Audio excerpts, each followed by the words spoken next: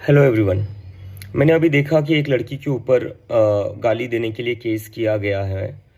तो एक बात तो ये है कि अगर आप केस कर रहे हो गाली देने के लिए, तो उन बीजेपी के आईटी सेल पर कब केस किए जाएंगे जो इतने सालों से लड़कियों को गंदी गंदी गालियां ऑनलाइन दे रहे थे।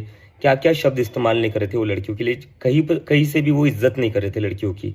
और वो लोग प्राउडली अपने बायो में लिखते थे फॉलोड बाय पीएम मोदी। ऐसे लोगों ने लड़कियों को गंदी गंदी गालियां दी है, उनके ऊपर केस कब होंगे?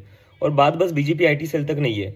इनके मेंबर ऑफ पार्लियामेंट जो है रमेश बिधूड़ी जी, उन्होंने किन शब्दों का इस्तेमाल किया था एक फेलो मेंबर ऑफ पार्लियामेंट के लिए सबको याद है। यूपी के जो सीएम है योगी आदित्यनाथ, उनका एक वीडियो भी आया था जहां पर जो एएनआई का कैमरा पर्सन था उसके लिए भी उन्होंने गालियां दी थी।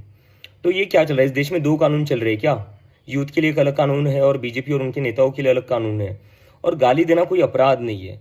गाली देना इज नॉट अ क्राइम। अगर कोई गाली देता है वो बुरा हो सकता है, वो बुरी बात हो सकती है, तो उसको आप समझाइए, उसको आप कहिए कि गाली मत दो। लेकिन केस किस बात पर किया जा रहा है? अगर गाली देने पर केस करना पड़े तो सबसे ज्यादा केसेस जो होंगे वो बीजेपी आईटी सेल पर होंगे, क्योंकि सबसे ज्यादा औरतों को गंदी गंदी गालियां उन्होंने ही दी है। और बीजेपी के नेताओं पर होंगे जिन्होंने इतनी गंदी गालियां इतने सालों से दी और पार्लियामेंट के अंदर भी दी है।